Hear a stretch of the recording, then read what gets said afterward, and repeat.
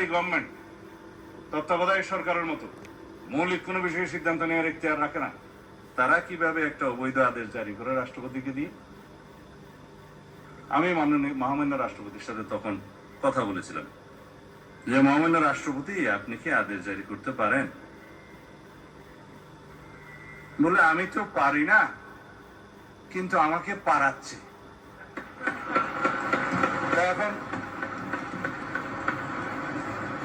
রাজহংসকে জোরপূর্বক স্বর্ণের ডিম পারতে বাধ্য করার মতো ঘটনা। যাই হোক, এখন সেটা অবৈধ ডিম্ব হয়েছে। এখন সংসদ সদস্য হিসেবে শপথ গ্রহণের পর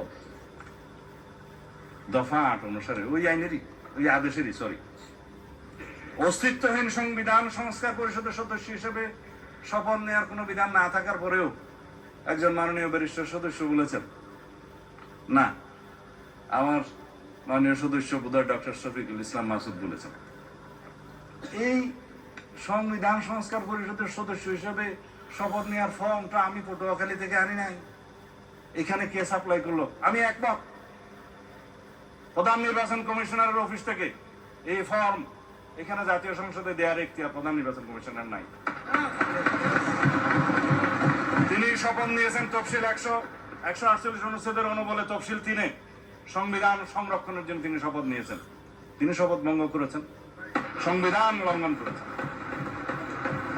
কেউ একজন সিভিল রাইট হিসেবে মামলাও করেছে, ওখানে পক্ষভুক্ত করে নাই নির্বাচন কমিশনকে, কিন্তু বার্ডিক যদি আসে নির্বাচন কমিশন যে এটা ভায়োলেট করেছে, আসবে। আমি মাননীয় প্রধান নির্বাচন কমিশনারকে এখানে বলা ঠিক না, যেহেতু উনি অনুপস্থিত, এটা বিধান নাই, সেজন্য গড়িয়ে বলছি, প্রশ্ন করতে পারতাম, করছি না, যে আপনি সংবিধান সংরক্ষণের জন্য শপথ নিয়েছেন, এই ফর্ম আপনাকে দাখিল করা জাতীয় সংসদের সচিবের কাছে পৌঁছে দেওয়ার কি এখতিয়ার কে দিয়েছে, কোন আইন বলে দিয়েছে?